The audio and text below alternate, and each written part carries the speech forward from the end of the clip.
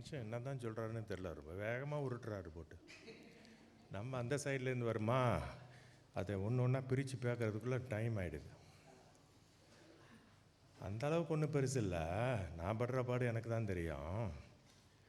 மூத்த பாஸ்தரம் கிடையாது, வெறும் பாஸ்தர் தான். இவரா ஏதாவது ஒன்று வயசாகிடுச்சு மனுஷனுக்கு சீனியர்னு போட்டுருவோம் அப்படின்னு போட்டுடுறார். இப்போ என்ன உண்மைன்னா, அதிக அன்பும் அதிக இரக்கமும் அதிக கிருபையும் அதிக தயவும் பாண்டிங்கள அதில் தான் பொழைச்சிக்கிட்டு இருக்கோம். வேற ஒன்றும் இல்லை, கஷ்டம். ஆனால் அந்த பாரத்தை தேவன் என்ன பார்த்து கொடுத்துருக்காரு பாருங்க, அதுதான் எனக்கு இன்ன வரைக்கும் விந்தையாக இருக்குது. ஏன் நம்மளை பார்த்து கொடுத்தா நாதன் மாதிரி கொடுத்துருக்கலாம், அவருக்கு அந்த ஸ்டாச்சர்லாம் இருக்குது. ஏதோ ஆண்டவருடைய கிருபையினால் ஊழியம் செய்து கொண்டிருக்கிறேன். தமிழ் சபைக்கு வரும்பொழுதெல்லாம் ஏங்க, ஓ சரியா, பரவாயில்ல விடுங்க, மைக் எல்லாமே நான் பேசுவேன்.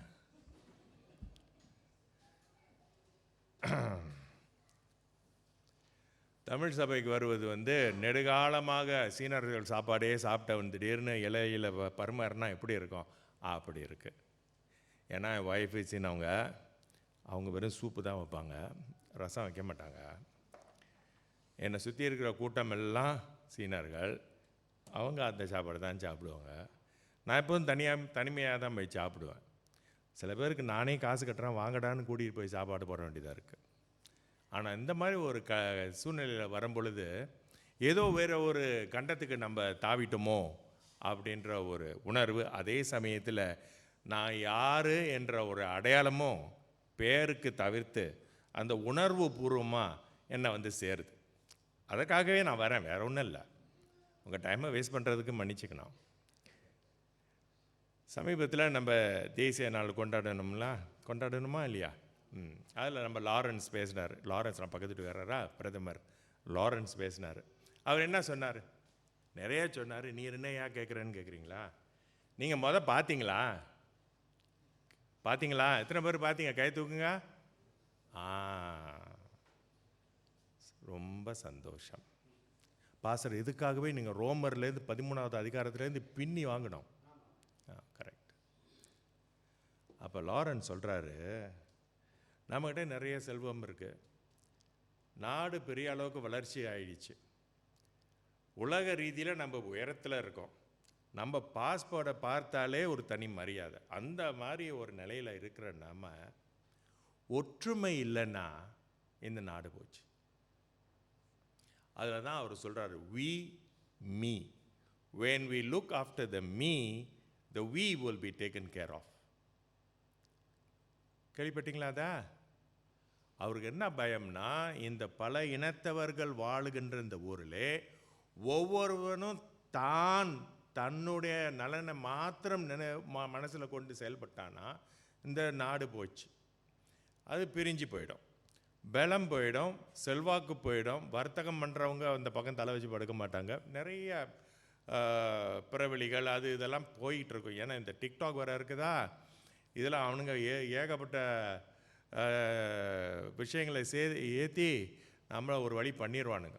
அதனால் அவர் ரொம்ப பயந்து சொல்கிறாரு, நம்ம இந்த பிறருடைய நலனை நம்ம கருதணும்னா நம்முடைய சொந்த தேவைகளையும் கவனிக்கப்படும். அது நம்ம தமிழில் எப்படி சொல்லுவோம், ஊரான் வீட்டு பிள்ளை, பக்கத்து வீட்டு பிள்ளை கூட சொல்லலை, உங்கள் சொந்தக்காரன் வீட்டு பிள்ளைன்னு சொல்ல, யாரோடைய பிள்ளை, அந்த பிள்ளையை நீங்கள் பார்த்துக்கிட்டிங்கன்னா உங்களை யாராவது பார்த்துக்குவாங்கன்னு சொல்கிறாங்க. பிறருடைய நலனை கருதுவது. சாத்தானுடைய பிரதான வேலை என்னன்னா, ஒற்றுமையை குலைப்பது, உடைப்பது, சின்ன பின்னமாக ஆக்குவது. அது எங்கே நடத்துகிறான்? சபையிலையும் வீட்டிலையும். நாடு தான் நாலா பக்கமாக பிரிஞ்சு கிடக்குது. தான் பார்க்குறீங்களா உலகம் என்ன லட்சணத்தில் இருக்குன்னு. அதை பற்றி அவனுக்கு அவ்வளோ கிடையாது. அவனாவது ஃபுல் டைமில் செஞ்சுக்கிட்டு இருக்கான். ஆனால் அவனுடைய கவனம் வந்து மக்களுடைய, கர்த்தருடைய மக்கள் மீது இருக்கிறது. ஒரு சபை பிரிந்து நாலா பக்கமாக விழுந்துச்சுன்னா அந்த சபைக்கு பலம் கிடையாது. நீங்கள் என்ன தான் ஜெபம் பண்ணுங்க, எவ்வளவு தான் செல்வம் இருக்கட்டும், எவ்வளவு பெரிய சபையாக தான் இருக்கிறோம். முதல் கொரிந்தியரை பாருங்கள். அந்த சபையில் இல்லாத தாளந்தா, அங்கே இல்லாத ஐஸ்வர்யர்களா, அங்கே இல்லாத பெரியவர்களா, சபை பெரிய சபை, பல இனத்தவர்கள் கூடிய சபை. ஆனால் அந்த சபையில் அந்த மனுஷனுக்கு கிடைச்ச தலைவலி மாதிரி எந்த சபையிலையும் கிடையாது. அதனால தான் முதல் கொரிந்தியர் 10 2வது கொரிந்தியர் எழுதுகிற அளவுக்கு இருக்குது. அவருக்கு ரொம்ப இஷ்டமான சபை எது? எந்த சபை? கொரிந்தியரா? பிலிப்பியர். அதை ரொம்ப பாராட்டி பேசுவார். அதை பிடிக்காம 2 மனுஷன் அங்கே சண்டை போட்டுக்குவாங்க அந்த சபையில். அப்போ பவுல் சொல்லுவார், ஆண்டவர் வருகையை மனதில் கொண்டு இந்த சீற்றத்தை நீங்கள் குறைத்து இந்த பிரச்சனைக்கு ஒரு தீர்வு காணுங்கன்னு சொல்கிறார். சாத்தான் ஆரம்ப காலத்திலிருந்தே உறவுகளை உடைப்பவனாகவே இருக்கிறான். முதலாவது ஆதாம் ஏவாள் கணவன் மனைவியின் மத்தியில் இருந்த உறவை உடைத்தான். மனிதனும் தேவனும் இருக்கின்ற அந்த உறவை உடைத்தான். குடும்பத்திற்குள்ள இருக்கின்ற ஏபல் அண்ட் கேன் இல்லையா, சகோதரர்கள் மத்தியிலே அங்க உறவை உடைத்தான். அப்படியாக உடைந்து போனது தான் இன்றைய உலகம். அந்த உலகத்திலே பிரவேசிக்கின்றோம் நாம். அந்த உலகத்திலே நாம் பழகுகிறோம். அந்த பழக்க வழக்கங்களை கைக்கொள்கிறோம். ஏன்னா வாரத்துக்கு ஒரு தடவை தான் இங்கே வரீங்க, எல்லாம் பார்க்க அழகாக இருக்கீங்க இல்லையா? அந்த 3 மணி நேரம் வீட்டுக்கு போனதும், திங்கக்கிழமை வந்ததும் பழைய குருடி கதுவை திரடி இந்த மாதிரி போயிடும் இல்லையா? ஏன்? உலகத்தோட சீற்றம் தான் நம்ம மீது அதிகமாக இருக்குது, அதோட இன்ஃப்ளூவன்ஸ் இல்லையா? அந்த இன்ஃப்ளூவன்ஸ் ஆகப்பட்டது போக போக நம்ம மனசில் உருவாகி அது சபைக்குள்ளே வந்துடும். சபைக்குள்ளே வந்துடும். பொறாமை, ஒருவரை பற்றி ஒருவர் பேசுவது, யாரையாவது கொஞ்சம் உயர்த்தி பாஸ்டர் பேசிட்டாருன்னா யாராவதுக்கு முகம் தொங்கி போயிடும்.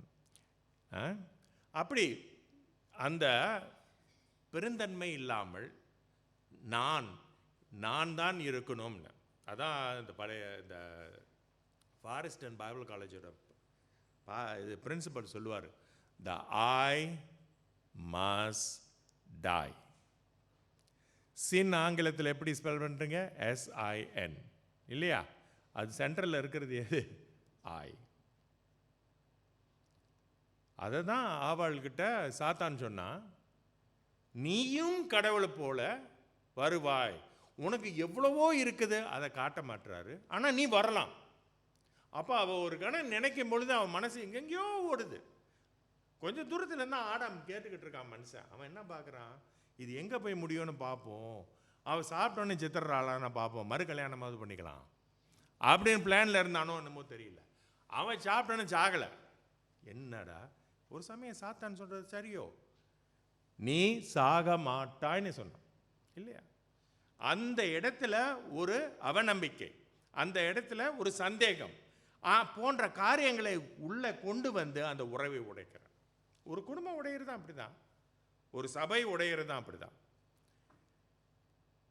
இன்னைக்கு இந்த சபைக்கு நான் உணர்த்துவது என்னவென்றால் 2 காரியங்கள். முதலாவது, பவர் பாயிண்ட் இருக்காப்பா? போடலையா ஒன்றும்? ஆமாவா? அவ்வளோ பவராக எழுதியிருந்தேன் பவர் பாயிண்டில். ஒரு சமயம் ஏதோ ஒரு நல்லதுக்கு தான் விட்டுட்டார். அப்போ நான் என் ஸ்கிரிப்ட்லேருந்தே சொல்கிறேன். 2 காரியங்கள் இன்றைய படிச்சிங்கள இந்த பகுதியிலேருந்து 2 காரியங்கள். ஒன்று, an united church is the choicest church of God. தமிழில் எப்படி சொல்லணும்னா, ஒற்றுமையாய் இருக்கின்ற ஒரு சபை ஆண்டவருக்கு பிரியமான சபை, அப்படி சொல்லிடலாமா சிம்பிளா? எந்த ஒரு சபை ஒற்றுமையாய் செயல்படுகிறதோ அந்த சபை மீது ஆண்டவர் பிரியம் கொண்டவராய் இருக்கிறார். சங்கீதம் 133வது சங்கீதம் என்ன சொல்றது?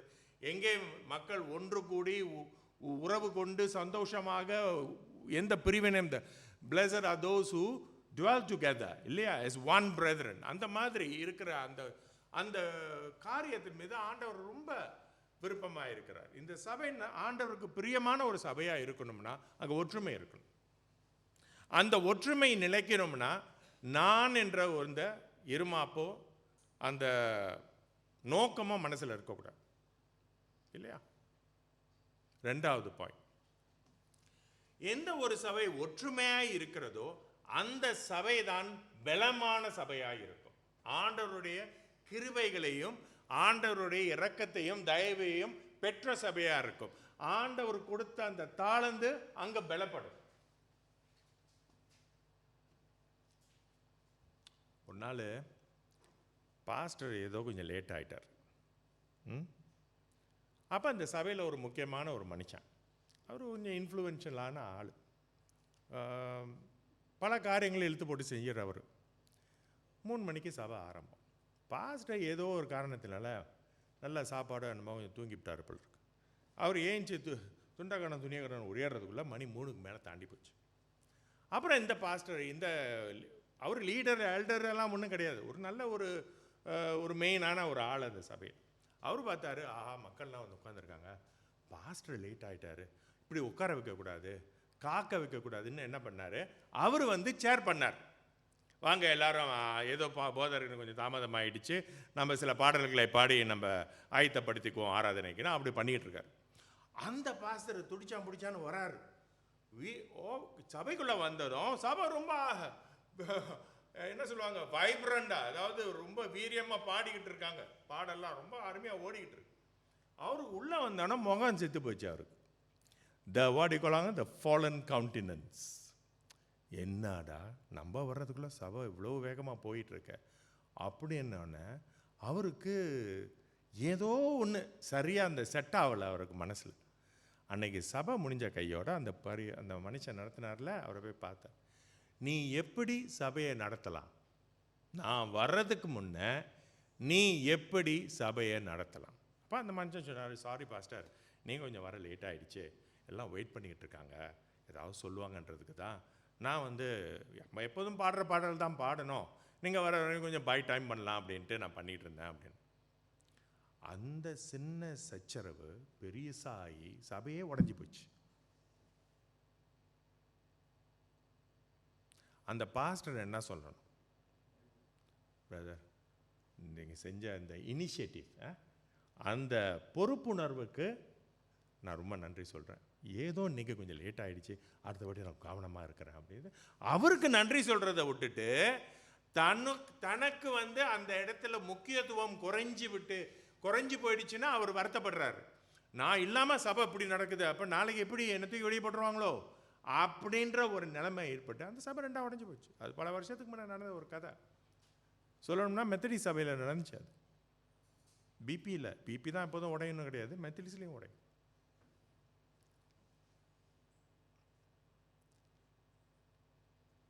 இன்றைய பகுதியை நீங்கள் பார்த்தீங்கன்னா முதல் வசனம் என்ன சொல்லுது?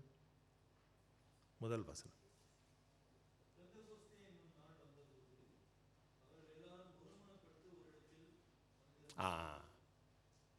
முக்கியமாக அண்டர்லைன் பண்ண வேண்டிய வார்த்தை என்னது? ஒருமனப்பட்டு ஒரு இடத்தில். அதுதான் பாயிண்ட். நான் இன்னைக்கு உங்கள்கிட்ட என்ன சொல்ல போறேன்னா, இது ஒரு அதிசய நிகழ்வுன்னு நான் சொல்றேன். It's an extraordinary event, extraordinary incident. ஏன்னா அங்க கூடி இருந்தவங்க யாரு? அப்போஸ்தலர் 1ஆம் அதிகாரத்தில் பார்த்தீங்கன்னா யாரெல்லாம் அங்க இருக்காங்க, எத்தனை பேர் இருந்தாங்க அந்த அப்பர் ரூம்ல, மே மாடியில எத்தனை பேர் இருந்தாங்க? 120 பேர் இருந்தாங்க இல்லையா?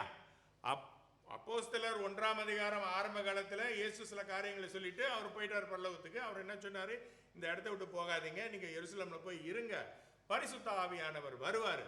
அவர் வந்த பிறகு எனதோட சாட்சியாய் நீங்கள் இந்த இத்தனை இடங்களுக்கு போவீங்க அப்படின்னு சொன்னார் இல்லையா?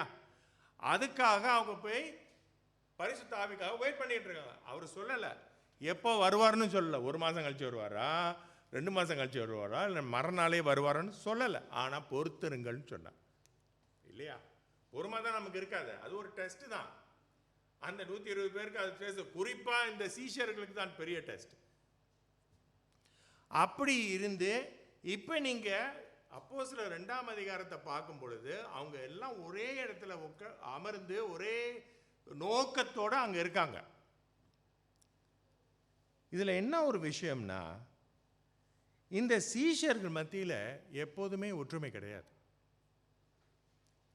லூக்கா 22ஆம் அதிகாரத்தில் பார்த்தீங்கன்னா ஆண்டவர் நீங்கள் நோட் பண்ணீங்க, அங்கங்கே திருப்பாதீங்க, நோட் பண்ணீங்க, நீங்கள் திருப்பிட்டீங்கன்னா நான் திரும்பிடுவேன், நீங்கள் அங்கங்கே திருப்பாதீங்க, எனக்கு என்ன ஓடணும்ல, ஏன்னா அது எந்த பகுதின்னு சொல்லணுமா உங்களுக்கு, எந்த பகுதின்னு. லூக்கா 22-24 எங்கேயாவது எழுதி வச்சுங்க, வீட்டில் போய் படிச்சுங்க. லூக்கா 22-24 அது என்ன இருக்குது, அந்த சாப்டரில் என்னன்னா ஆண்டவர் ஹோலி கம்யூனியனை இன்ட்ரடியூஸ் பண்ணுறார் இல்லையா? அது என்ன சொல்லுவாங்க, அது சரி இருக்கட்டும், நற்கருணை. ஏன் திருவிருந்தெல்லாம் சொல்லி என்ன குழப்புறீங்க? நற்கருணை அந்த இதை அவர் நடத்துறார். அது முடிஞ்ச அது அதில் வேற சொல்றாரு, நான் இப்படி ஆக போறேன், என்ன கொள்ளுவாங்க அப்படி இப்படின்னு. 10 ஜூடாஸ் இஸ்காரியர் வேற, அவன் வேற ஒரு தனி லைன்ல ஓடிக்கிட்டு இருக்கான். இதெல்லாம் நடந்து இவ்வளவும் சொல்லி 24ஆவது வசனத்துல நம்ம மத்தியில யாரா பெரியவன், நீயா நானா? ஏன்னா அவர் சொன்னார், என்னுடைய ராஜ்யம் வரும் வரை இந்த பானத்தை நான் பருக மாட்டேன்னு ஆண்டவர் சொல்றார். அப்ப ராஜ்யம்னு வந்துருச்சுல, அவனுங்களை பொறுத்த வரைக்கும் ராஜ்யம் இங்கே தான் நடக்கும். Kingdom is earthly kingdom. ஆனால் ஆண்டவர் எத்தனையோ முறை சொல்லுங்க, என்னுடைய ராஜ்யம் இந்த பூமியை சார்ந்தது அல்லன்னு. அதை அவனுங்க கேட்கல, ஏன்னா அவனுங்களுக்கு புரியல. ஆரம்ப காலத்திலே சில காரியங்கள் அவனுங்களுக்கு புரியல. ஏதோ ஒன்று சொல்றாரு, நம்மளுக்கு தெரிஞ்சதை நம்ம மனசில் வச்சுக்கோண்டு, அப்போ அந்த இடத்துல சச்சரவு ஏற்படுது. ஆனால் இந்த 40 நாள் அவங்க வெயிட் பண்றாங்கல்ல, இந்த டைம்ல எந்த சச்சரவும் இல்லாம ஒன்னா இருக்காங்க. இது மாத்திரமில்ல, 9வது அதிகாரத்தில் கூட இந்த சச்சரவு இருக்கு. லூக்கா 9ஆம் அதிகாரத்தில் அங்கேயும் அவங்க நான் தான் பெரியவன். லூக்கா 22:25-26 யாராவது வாசிங்க. லூக்கா 22ஆம் அதிகாரம் 25-26.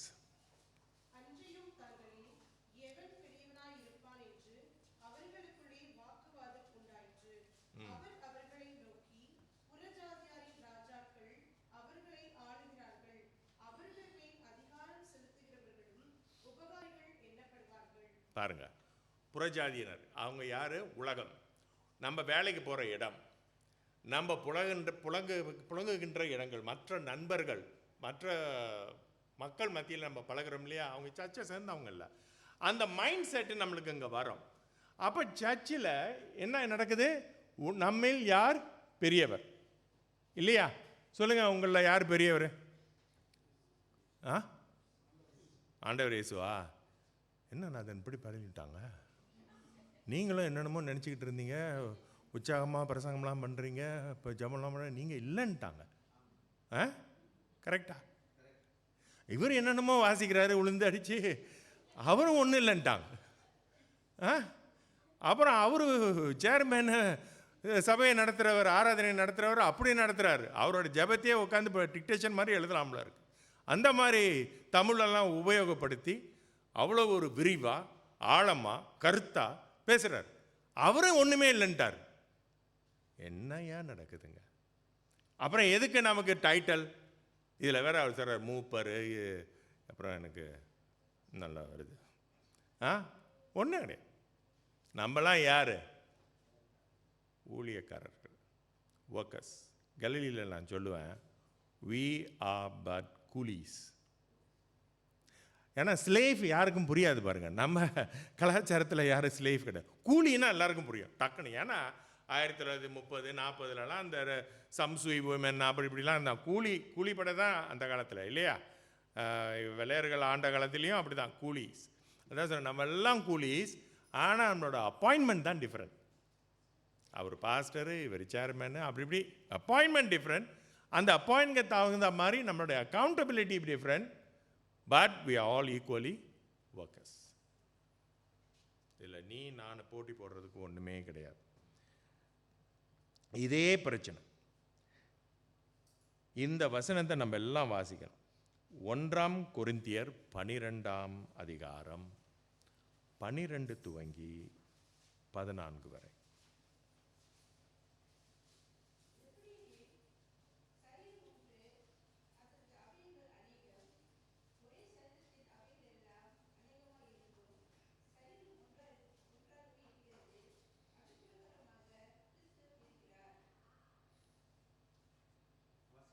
நாம் யூதராயினும் கிரேக்கராயினும் அடிமைகளாயினும் சுயாதீனராயினும் எல்லாரும் ஒரே ஆவியினாலே ஒரே சரீரத்துக்குள்ளாக ஞானஸ்நானம் பண்ணப்பட்டு எல்லாரும் ஒரே ஆவிக்குள்ளாகவே தாகம் தீர்க்கப்பட்டோம். சரீரமும் ஒரே அவயவமாய் இராமல் அநேக அவயவங்களாய் இருக்கிறது. காதானது நான் கையாய் இராதபடினாலே நான் சரீரத்தின் அவயவல்ல என்றால் அதனாலே அது சரீரத்தின் அவயவமாய் இராது. கரெக்ட். காதானது நான் கண்ணாய் இராதபடியானாலே நான் சரீரத்தின் அவயவல்ல என்றால் அதனாலே இது சரீரத்தின் அவயவமாய் இராது. சரிங்க. சரீரம் முழுவதும். ஆமாம், அதான் மெயின் பாயிண்ட். இங்கே சில பேர் காதாக இருக்கீங்க, இங்கே சில பேர் கண்ணாக இருக்கீங்க. காதையும் கண்ணையும் எடுத்துக்கும், எது பெருசு? காதா கண்ணா? நீங்கள் இழக்கிறதுனா எதை இழப்பீங்க? காதை இழப்பீங்களா கண்ணை இழப்பீங்க? கண் இழந்தான் குருடன், காதை இழந்தான் செவிடன். ரெண்டுமே ஹேண்டிகேப் தான். ஒன்று உள்ளே இருக்கு, ஒன்று வெளியே இருக்கு. ஒன்று வட்டமாக இருக்கு, இன்னொன்று ஒரு வடிவமாக இருக்கு. ஆனால் அதற்குன்னு ஒரு முக்கியத்துவம் ஆண்டவர் கொடுத்துருக்கிறார். அதனால் கண் காதை பார்த்து, கை காலை பார்த்து, எந்த உறுப்புமே உன்னை விட நான் தான் சிறந்தவன் முக்கியமானு சொல்லக்கூடாது. இப்போ நிகழ்ச்சி நடத்துகிறாரு, அவரும் முக்கியமானவர் தான். வாசிப்பவரும் முக்கியமானது தான். ஒரு பகுதி எடுத்து வாசிக்கிறவங்களும் முக்கியமானவங்க தான். வந்தவங்களுக்கு புல்லட்டினை கையில் கொடுக்குறவங்களும் முக்கியமானவங்க தான். பிரசங்கத்தை ஆயத்தப்படுத்துகிறவனும் முக்கியமானது தான். எல்லாருமே முக்கியமானவங்க. ஆனால் உலகத்தை எப்படி பார்க்குறாங்க? உலகத்தில் உள்ளவங்க எப்படி பார்க்குறாங்க? சேர்மன்னா அவர் தான் முக்கியமானவர், புல்லட்டின் கொடுக்குறவர் கடைசியில் இருக்கிறவர் அப்படின்னு பிரித்து சொல்கிறாங்க. பைபிளில் லூக்கா அதிகாரத்தில் இந்த தாளந்தோட மேட்டர் இருக்குது இல்லையா? ஒருவன் 5 தாளந்து, 2 தாளந்து, 1 தாளந்து. அந்த மூவருக்கு 2 பேர் 5 தாளந்து 2 தாளந்துக்காரன் வரும்பொழுது அந்த கமெண்டேஷன் என்ன அந்த கமெண்டேஷன் சொல்லுங்கள், தமிழில் எப்படி வரும்? ஓகே, அதே தான் 2வது குட் அண்ட் ஃபெய்த்ஃபுல் 7. 5 தாளந்து உள்ளவனுக்கு அதே கமெண்டேஷன் தான், 2 தாளந்து உள்ளவனுக்கு அதே கமெண்டேஷன் தான். அந்த 1 தாளந்துக்காரன் அதே மாதிரி அவன் உழைச்சிருந்தான்னா அவனுக்கும் அதே தாளந்து தான். அந்த வாசிக்கிற இப்போ பியானோ வாசிக்கிறவங்க அவங்க 5 தாளந்துன்னு வச்சுக்குவோமே, புல்லட்டின் கொடுக்குறவங்க 1 தாளந்துன்னு வச்சுக்குவோமே, இவர் நடத்துகிறவர் 3 தாளந்து வச்சுருக்கோம். இந்த 3 தாளந்தையும் கொடுக்கிறவர் யார்? பரிசுத்த ஆவியானவர். அந்த தாளந்துக்கு சொந்தக்காரர் ஆண்டவர். அதை பயன்படுத்த வேண்டிய பொறுப்பு நம்மளது. அந்த பொறுப்பை எடுத்து பேட்ஜ் மாதிரி நம்ம குதிக்கக்கூடாது. மிலிட்ரியில் குதிக்கிறாங்க, நான் ஏர்பவுண்ட் பண்ணியிருக்கேன், ரேஞ்சர் பண்ணியிருக்கேன் அப்படின்னு. அது மாதிரி பெருமை பாராட்ட நாம் உபயோகப்படுத்தக்கூடாது. உங்களுக்கு கொடுக்கப்பட்ட ஒரு காரியம். இப்போ ஒரு டூல் பாக்ஸ் எடுத்துக்கிட்டிங்கன்னா அதில் சுத்தி இருக்குது, ஸ்பானர் இருக்குது, ஸ்க்ரூ டிரைவர் இருக்குது, என்னென்னமோ இருக்குது. அதில் எது முக்கியமானது? அது சொல்ல முடியாது. தேவைக்கு ஏற்றோன்னே அதுதான் முக்கியம் இல்லையா? சுத்தினா சுத்திக்கு தேவை இருக்கும் போது சுற்றி தான். அதை மற்ற ஒரு இந்த டூல்ஸை வச்சு நம்ம அந்த காரியத்தை செய்ய முடியாது, அதை சுற்றி தான் செய்யணும். அந்த மாதிரி உங்கள் சபையிலே அப்படியான ஒரு மனநிலை ஏற்பட வேண்டும். நாம் எல்லாரும் ஒருவரை தான் ஊழியம் செய்கிறோம், ஒருவருக்கு தான் ஊழியம் செய்கிறோம். நீங்கள் பாஸ்டருக்கு ஊழியம் செய்யலாம், பாஸ்டர் உங்களுக்கு ஊழியம் செய்யலாம். பாஸ்டர் ஆண்டவருடைய சபையினருக்கு ஊழியம் செய்யலாம். அவர் யாருக்கு கணக்காட்ட வேண்டியது? கர்த்தருக்கு கணக்கு காட்ட வேண்டியது. உங்களுக்கு உங்களை விட அவர் கர்த்தருக்கு இது கணக்கு காட்டவன். So we all accountable to the lord. இந்த சபையில் யார் ஒன்றுமே செய்யாமல் இருக்கீங்க, அது நம்ம யோசிக்கணும். அப்போ நமக்கு கொடுக்கப்பட்ட தாளந்து நம்ம என்ன பண்ணணும்னு நம்ம யோசிக்கணும் இல்லையா? ஏதாவது செய்யுங்க. டீ கலக்கி வச்சா கூட பரவாயில்ல இல்லையா?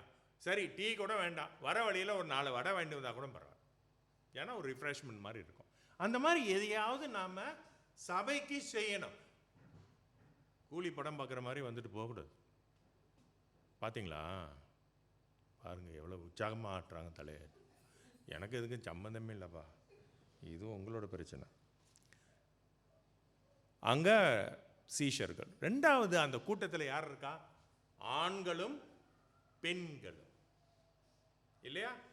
ஆண்களும் பெண்களும். சில சபையில் வந்து பெண்கள் வந்து எனக்கு ஏன் இந்த பதவி கொடுக்கல, எனக்கு ஏன் இந்த இந்த வாய்ப்பு கொடுக்கல அப்படின்னு சச்சரவு ஏற்படும். ஏன் நம்ம சபையில் வந்து லேடி பாஸ்டர் இருக்கக்கூடாது? மெத்தடி சபையில் இருக்காங்க, லூத்தரன் சபையில் இருக்காங்க, ஏன் நம்ம இதில் இருக்கக்கூடாது? ஏன் பாஸ்டர் இந்த ஒருமை இது ஆண்டவர் தான் ஆடாமி ஏவாளை ஒன்றா தானே பறிச்சாங்க, அப்படி இருக்கும்போது ஏன் நம்ம இருக்கக்கூடாது? நம்ம சபையில் லேடிஸ் ஆஃபரிங் கலெக்ட் பண்ணக்கூடாது, ஏன்? அதெல்லாம் மாற்றணும், இல்லைன்னா என்ன மாற்றிடுவானுங்க. அது இப்போ போயிட்டுருக்கு அந்த ஒரு கேள்வி. இதனால் சபைகளில் பிரச்சனைகள், ஜெண்டர் ப்ரெஜுடிசஸ், இல்லையா? அது ஒன்று.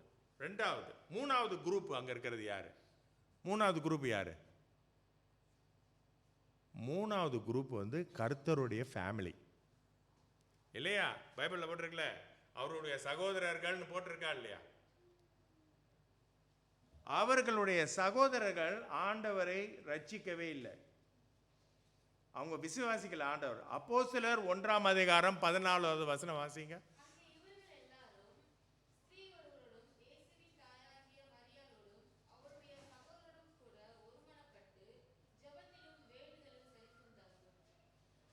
They even his brothers who did not believe in him னு வரும், இல்லையா?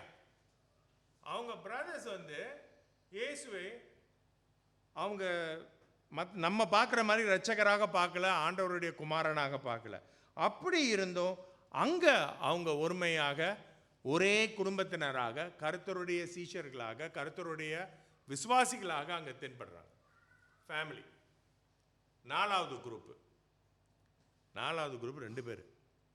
ஒன்று, அப்போஸ்தலர் 1 என்ன சொல்கிறாங்க? அங்கே ஒரு மேட்டர் நடக்குது. 1 இல்லை 2 தான் நடக்குது போல இருக்கு. 1 நடக்குது. அப்போ ஜூடாஸ் இஸ்காரியேட் போயிட்டார், அவர் இறந்துட்டார்ல. அப்போ பேதுரு ஏஞ்சி பேசுகிறாரு, நம்ம இந்த இடத்த நிரப்பணும். அப்போ 2 பேர் தேர்ந்தெடுக்கிறாங்க. யார்? மத்தாயஸும் ஜஸ்டஸ்னு 2 பேர் தேர்ந்தெடுக்கிறாங்க. அப்போ 2 பேரில் வந்து குலுக்கு போடுறாங்க. அப்போ யார் பேரில் அந்த குழுக்கள் விழுகிறது? மத்தாயஸ் மேலே விழுகுது. ஜஸ்டஸ்க்கு அது கிடைக்கல. கேள்வி இதுதான், நீங்கள் ஜஸ்டிஸாக இருந்தீங்கன்னா உங்களுக்கு அங்கே எப்படி இருக்கும்? அவங்க இப்போ இதுதான் இந்த 120 பேர்னா, இந்த 120 பேரை ஆராய்ஞ்சி அவங்க ரொம்ப க்ளோஸ்லியாக எக்ஸாமின் பண்ணி அதுலேருந்து 2 பேர் எடுக்கிறாங்க. இந்த 2 பேருக்குமே தகுதி இருக்கு, 2 பேருக்குமே தகுதி இருக்கு. ஆனால் ஆண்டவருடைய சித்தம் மெத்தாயஸ்க்கு போகுது, ஜஸ்டிஸ்க்கு போகல. ஜஸ்டிஸ் எதுவும் சொல்லலை, ஜஸ்டிஸை பற்றி எதுவும் நம்ம அதுக்கு அங்கே படிக்கல. என்ன ஆச்சு அந்த மனுஷனுக்கு? இப்போ நீங்கள் அந்த இடத்துல இருந்தீங்கன்னா உங்களுக்கு எப்படி இருக்கும் மனசு? இப்போ இந்த சபையை பாஸ்டர் இப்படி பேசுகிறார், இந்த நிகழ்ச்சிக்கு நான் 2 பேரில் யாராவது ஒரு ஆளை தேர்ந்தெடுக்கணும். அப்போ இந்த குரூப்காரன் சொல்கிறாங்க இவரை ஜஸ்டிஸை போடுங்க, இந்த குரூப் சொல்கிறாங்க மெத்தேயஸ் போடுறாங்க. சார் அவரால் ஒரு தீர்மானத்துக்கு வர முடியல, அவர் குலுக்கி போடுறாரு, இந்த குரூப்பு கிடைக்கிது மேத்யூ. அந்த குரூப் எப்படி இருக்கும்? வருத்தமாக இருக்கோமா இல்லையா? அவங்களுடைய சொந்தக்காரங்க கூட அங்கே இருக்கலாம் இல்லையா? அவங்க சொல்லுவாங்க, என்னப்பா அப்படி ஆயிடுச்சு, என்ன ஆண்டவர் உன்னை போங்க பண்ணிட்டாரு, உனக்கு கொடுக்கல, என்ன அப்படி ஆயிடுச்சு, உனக்கும் தகுதி இருக்குது தானே, அப்புறம் இந்த கூட்டத்தில் இருந்தா என்ன, இல்லாட்டி என்ன, ஆண்டவர் உன்னை வேண்டான்னு தான் தகுதி போட்டாரு அப்படின்னு சில சமயங்களில் நமக்கு நாமே ஏதேனும் ஒரு கற்பனையை பண்ணிக்கிட்டு ஆண்டவருடைய சித்தத்தை ஏற்றுக்கொள்ளாமல் சபைக்குள்ளே பிரச்சனை ஏற்படும். பாலிடிக்ஸ் இல்லையா? பாலிடிக்ஸ். ஸோ ஒரு சபையை உடைக்கிறதுக்கு ஏகப்பட்ட வழிகளில் நமக்கு ஏற்படுது. அதனால் யோவான் 17ஆம் அதிகாரம் 11வது வசனத்தில் ஆண்டவர் பல காரியங்களை பற்றி ஜெபம் பண்ணும் பொழுது ஒரு காரியம் ரொம்ப முக்கியமாக ஜெபம் பண்ணுறாரு. அது 11வது வசனத்தில் தென்படுது. என்னது? நான் இனி உலகத்தில் இரேன், இவர்கள் உலகத்தில் இருக்கிறார்கள், நான் உம்மிடத்திற்கு வருகிறேன். பரிசுத்த பிதாவே, நீர் எனக்கு தந்தவர்கள் நம்மைப் போல ஒன்றாயிருக்கும்படிக்கு நீர் அவர்களை உம்முடைய நாமத்தினாலே காத்துக்கொள்ளும். இந்த பைபிளை சாத்தான் படிக்கிறானா இல்லையா? படிக்கிறானா இல்லையா? உங்களோட சாத்தானுக்கு தான் நல்லா பைபிளை தெரியும் இல்லையா? அப்போ இதுதான் ஆண்டவருடைய முக்கியமான ஒரு காரியமாக அந்த ஜெபத்தில் இருக்குன்னா அதில் தான் அவன் ஃபுல் ஃபோக்கஸ் பண்ணுவான் இல்லையா? அவன் கவனம் பூரா இந்த சபையை எப்படி நான் உடைக்கலாம் என்று தான் அவனோட நோக்கம். ஆகையினால இந்த இடத்துல நம்ம ஆண்டவருக்குள்ளே இருப்பவங்க ரொம்ப ஜாக்கிரதையாக நாம் மனநிலையை அடிக்கடி ஆராய வேண்டும். எந்த ஒரு சபை ஒரு சபையாக இருக்கிறதோ, இந்த 120 மக்களைப் போல எந்த ஒரு சபை ஒரே தேவனை கொண்டிருக்கிறதோ, எந்த ஒரு சபை ஒரே நோக்கத்தை கொண்டிருக்கிறதோ, எந்த ஒரு சபை ஒரே செயலிலே ஒன்றாய் இருக்கிறதோ அந்த சபை தான் வளரும், அந்த சபை தான் பலமாய் இருக்கும். One purpose, one congregation, one Lord, one goal, one purpose. அது நீங்கள் தான் தீர்மானிக்கணும். அந்த இடத்துல நான் வந்துருச்சுன்னா ஆண்டவரை நீங்கள் ஒதுக்கிட்டீங்க. Thou shall have no other God beside me. 10 கட்டளையில் வருது இல்லையா? இன்னைக்கு ஆயின்னு வந்துருச்சுன்னா கிரைஸ் அவுட். ஸோ நமக்கு சில சமயங்களில் மனஸ்தாபம் ஏற்படும். ஆனால் மனுஷன் தானே, நம்ம ஏதாவது ஒன்று சொல்லிவிட்டா நமக்கு கொஞ்சம் சுருக்கணும், அது இயற்கை தானே. ஆனால் அதுக்கு மருந்து போட்டு நம்ம ஆற்றணும். எப்படி மருந்து போனால் ஆண்டவர்கிட்ட போய் ஜெபம் பண்ணணும். ஆண்டவரே எனக்கு இப்படி தோணுது, இது சரியில்லை, நீங்கள் எனக்கு இந்த பலத்தை கொடுத்து இந்த காயத்தை நீங்கள் ஆறச் செய்ய வேண்டும், குணப்படுத்த வேண்டும். அப்படியே ஆண்டவர்கிட்ட நம்ம போய் பேசணும் இல்லையா? கடைசியாக இப்போ 2வது காரியத்தை பார்ப்போம். எந்த ஒரு சபை ஒன்றாக இருக்கிறதோ அந்த சபை அதிக பலமான ஒரு சபையாக இருக்கிறது. அது 2 துவங்கி 13வது வசனம் வரைக்கும் நம்ம பார்க்குறோம். முதலாவது, அந்த சபையிலே ஆண்டவருடைய பிரசன்னம் இருக்கிறது. 2வது வசனம், the presence of the Lord fills the house. அது எவ்வளவு ஒரு அருமையான ஒரு காரியம். இன்னைக்கு நீங்கள் இங்கே கூடி இருக்கீங்க, உங்களுக்கு நம்பிக்கை இருக்கிறதா ஆண்டவருடைய பிரசன்னம் இங்கே இருக்கிறது, ஆண்டவருடைய பிரசன்ஸ் இங்கே இருக்குதுன்னு உங்களுக்கு நம்புறீங்களா? அதை இல்லை நம்ம மட்டும்தான் அங்கே இருக்குமா? where 2 or 3 gather together, இங்கே 2 பேருக்கு மேலேயே இருக்கீங்க, ஆண்டவர் இருப்பார்ல. அப்போ நீங்கள் வாசிக்கும் போது ஆண்டவரை நோக்கி வாசிக்கிறீங்க, அவர் ஜெபம் பண்ணும்போது ஆண்டவரை நோக்கி ஜெபம் பண்ணுறார், அவர் பியானோவை இயல்பு பண்ணும்போது ஆண்டவரை நோக்கி இயல்பு பண்ணுறார், நீங்கள் நடத்துறது ஆண்டவரை நோக்கி, எல்லாம் ஒரே focus. Because God is present. இப்போ ஆங்கில சபைகள்லாம் ஆரம்பிக்கும் போது ஹபக்குக்லேருந்து ஒரு வசனம் இருக்குது. ஹபக்குக் சாப்டர் 2வது அதிகாரம் 20வது வசனம். யாராவது வாசிங்க. ஹபக்குக் 2:20.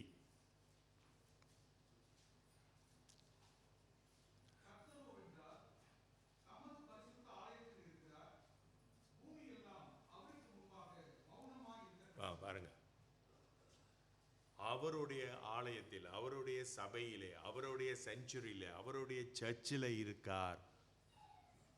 அந்த பயம் இருக்கணும் நமக்கு. ஆண்டவருக்கு முன்பு வரும்பொழுது அந்த பயம் இருக்கணும். அந்த இடத்திலே அவர்கள் அனைவரும் ஒன்றாய் ஜெபம் பண்ணுகிறார்கள் இல்லையா? They continued with one accord in prayer and supplication. அப்போஸ்தலர் 1ஆம் அதிகாரம் 4வது வசனத்திலே. 2வது பரிசுத்த ஆவியானவர் அவர்களை எம்பவர் பண்றார். எப்படி எம்பவர்னா ஒரு தமிழ் வார்த்தை, வல்லமைப்படுத்துகிறார். அந்த ஆண்டவருடைய பிரசன்ஸ் மட்டும் அங்க இல்லை, ஆண்டவர் அங்க இருக்கிறது மாத்திரம் இல்லை, அவர் அனைவரையும் பலப்படுத்துறார். அந்த பலப்படுத்துறது எவ்வளவு அவசியம். நம்ம எவ்வளவோ காயப்பட்டு சபைக்கு வரோம், எவ்வளவோ வேதனையோடு வரோம். அவர் ஜெபம் பண்றாரு, we walk through the valley of the shadow of death இல்லையா? அதை நீங்க சொன்னீங்கல்ல, கார் இருள்னு அவர் டிஸ்கிரைப் பண்றாரு. அந்த மாதிரி அனுபவங்கள் இருக்கலாம். யார்கிட்டயாவது நம்ம இழந்திருக்கலாம் பொருள், யாரையாவது இழந்திருக்கலாம், குடும்பத்தில் சச்சரவு இருக்கலாம், பல பிரச்சனைகளோடு நம்ம வந்து உட்கார்ந்துருக்கோம், பண பிரச்சனைகள் இருக்கலாம், வேலை பிரச்சனைகள் இருக்கலாம். இப்படியெல்லாம் இருக்கும்போது ஆண்டவர் பிரசன்ஸ் இருந்தால் மாத்திரம் போதாது, அதை அவர் பலப்படுத்துகின்ற ஒரு பிரசன்ஸாக இருக்கிறது இல்லையா? இப்போ எல்லாரும் வந்திருக்கீங்க, தேங்க்யூ ஃபார் கம்மிங், உங்களோட பிரசன்ஸ் வந்து ரொம்ப நல்லா இருக்கு. ஆனால் ஏஞ்சி பாடுனா ஒரு பாடல் பாட மாட்டோம், ஏந்திரிங்கன்னா ஒரு ஆளும் ஏந்திரிக்க மாட்டாங்க, கேள்வி கேட்டால் ஒரு ஆளும் பதில் சொல்ல மாட்டாங்க. அது பிரசன்ஸா? அது பிரசன்ஸ். ஆண்டவருடைய பிரசன்ஸை உணர்றது எப்படி? அவர் நம்மளை பலப்படுத்துகின்ற மூலமாக, நம்ம குணப்படுத்துகின்ற மூலியமாக, அந்த வேதனையின் பாரத்தை குறைக்கின்ற வழியாக, அந்த உணர்வினால நமக்கு தெரியும் the Lord is present in his house. ஆண்டவர் என்னோடு என்று பேசினார் சொல்றோம்ல, சொல்றோமா இல்லையா? அதான் அது Holy Spirit empower.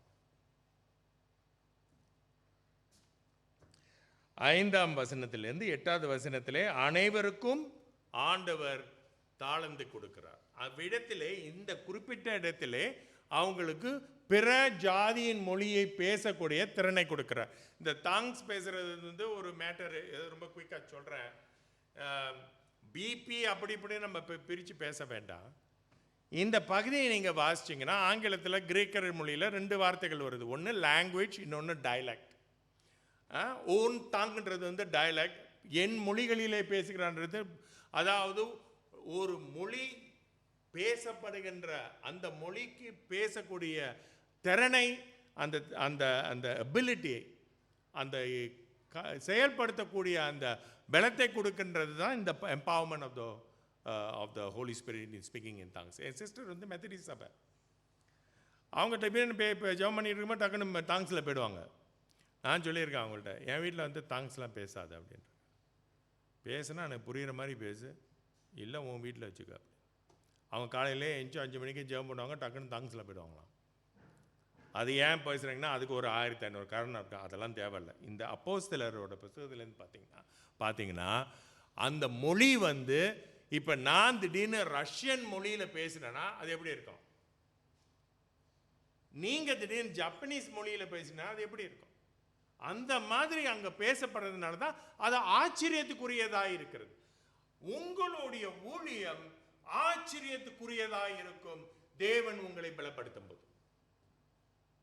ஆமா, நீங்க நம்ப முடியாத அளவுக்கான ஆச்சரியமா இருக்கும். எரேமியா 33ஆம் அதிகாரம் 3வது வசனத்திலே அந்த கடைசி பகுதி என்ன சொல்றது? நீங்க எதிர்பார்ப்பதற்கு மேலாகவே நடக்கிறது இல்லையா? என்னை நோக்கி கூப்பிடுங்கள் ஆண்டவர் சொல்றாரு இல்லையா?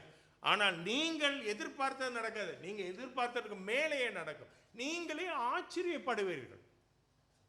That is the empowerment, the result of the empowerment of the Holy Spirit. 4வது காரியம்,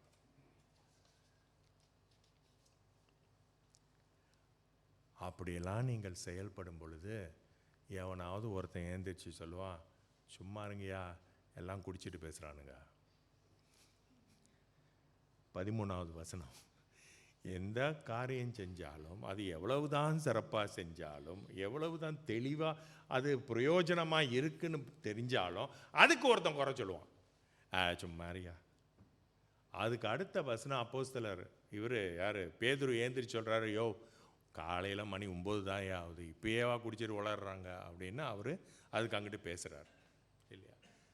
அந்த மாதிரி நம்ம ஆண்டவருடைய பிரசன்ஸை நம்ம உணரும் பொழுது, அவருடைய எம்பவர்மெண்ட் நம்மளுக்கு கிடைக்கும் பொழுது, அதன் மூலியமாக பலமான ஒரு ஊழியம் செய்யும்போது அங்கங்கே கொஞ்சம் தடங்கள் வரதான் செய்யும், நம்ம அதை நினைச்சுக்கிட்டு இருக்கக்கூடாது. பேதுரு அதை குறித்து வருத்தப்பட்டாரா? தெளிவுபடுத்தினார். யாருக்காவது ஏதாவது ஒரு சந்தேகமோ அதில் ஒரு நம்பிக்கை குறைவோ இருந்தால் நாம் அவங்களுக்கு தெளிவுபடுத்தணும். ஏன் இதை செய்கிறோம், எதற்காக செய்கிறோம், இதனுடைய காரியம், அடிப்படை காரணம் என்ன போன்ற காரியங்களை வெளிப்படுத்த வேண்டியது நம்மளுடைய கடமை. ஆனால் தடங்கல்கள் எப்பொழுதும் இருக்கதான் செய்யும்.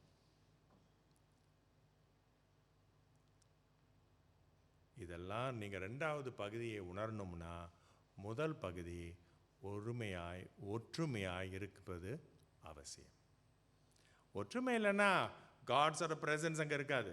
காட்ஸோட ஜட்ஜ்மெண்ட் இருக்குமே தவிர ப்ரெசன்ஸ் பார்க்க முடியாது. Empowerment impossible, impactful ministry impossible. அப்புறம் அந்த கல்லூட்டு அடிக்கிறனால அங்கே அந்த கூட்டம் கூடிரும், பெரிய கூட்டமாக. நான் சொன்னேன்டா இது இப்படி தான் போகும். அந்த கூட்டம் ஒருத்தர் இருக்க மாட்டான், ஒரு பெரிய பட்டாளமே ஒன்றாக கூடிரும். ஏன்?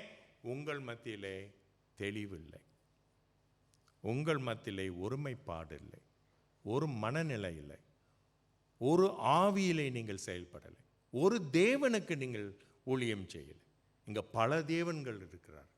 அப்படின்ற ஒரு நிலைமை வரும் பொழுது அந்த சபை பலஜனமாயிருக்கும். ஜெபம் செய்வோம். Precious Heavenly Father, ஆண்டவரே, தேவனே, கிருபையான எங்கள் பரமபிதாவே, இந்த வேலைக்காக ஸ்தோத்திரம். நாங்கள் அனைவரும் பாவிகள் தேவனே.